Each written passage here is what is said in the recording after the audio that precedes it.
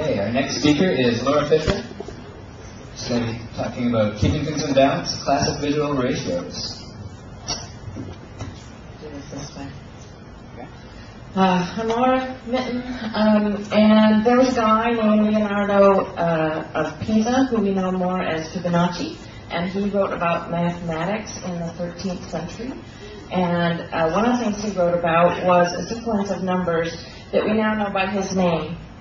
And it's a sequence that you create by adding the previous two numbers to themselves to get the next one. So 1 plus 2 is 3, and 2 plus 3 is 5, and 3 plus 5 is 8, and so on, and so on, and so on. And there's some interesting things you can do with these numbers. One of them is if you take squares and you make the squares to be the size of the Fibonacci numbers, you can set them up in a rectangle like this, and it's a very special rectangle called the golden rectangle. And one of the cool things about it is that you can take a square away and you retain the rectangle. Another thing you can do with it is you can draw a curve in it that's called a Fibonacci spiral. And this Fibonacci spiral is something that occurs in nature all over the place. We see it in seed formations of flowers. You see it in nautilus shells. You see it in pine cones. You see it in the shape and size of insect wings. It's all over the place. It's in musical harmonies and all kinds of growth patterns, like this bizarre Romanesco cabbage thing, but that's actually food. So, and there are different things. There are different ways that you can express the Fibonacci series, because you can. One way is as a ratio. And it's A plus B is to A as A is to B. And another way to say that is that the smaller piece is to the larger piece as the larger piece is to the total. In any case, it's a ratio. And it's been used for centuries and centuries and centuries. It's been something that human beings have thought of as powerful and as beautiful. And so it's not just these guys in Italy in the 13th century. It goes way back to Celtic stuff.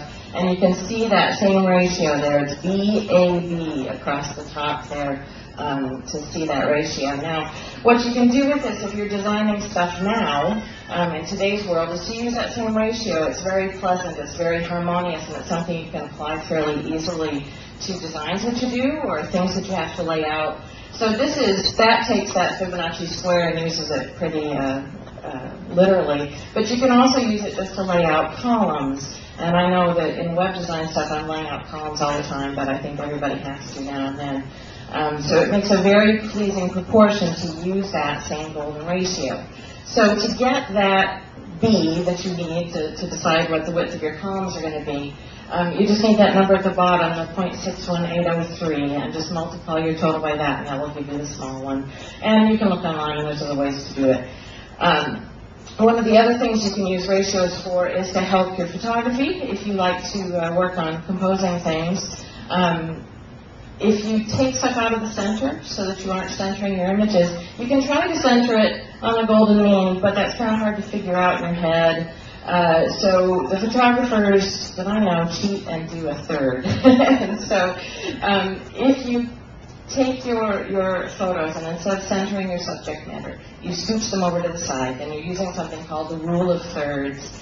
And it's a time-tested, time-honored ratio to use in photography. But you take the most important part of your picture and put it off to the side on that 1/3 part. And what it does for you is it allows the viewer's eye to move through the picture better. It adds some drama. It adds a little bit of energy to the photo, or painting, or whatever you're doing, really. So this photo is a photo by John Baird, a local guy, and he has put that playground toy right there on the 1/3 mark.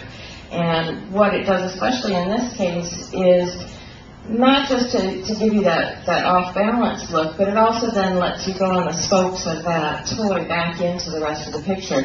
And he's done another thing here, which is kind of supersized the ratio thing, and he's also done it horizontally. So not only is it 1/3 over here, it's 1/3 up. And so this is like a really powerful spot in a photo, and you can do it in the other corner or the other corner. Any of those 4 spots where the thirds cross works out pretty well. So it's just a really easy thing to do instead of centering. And once you've mastered golden ratios and the thirds, then you have to start breaking the rules, but that's an entirely different talk. So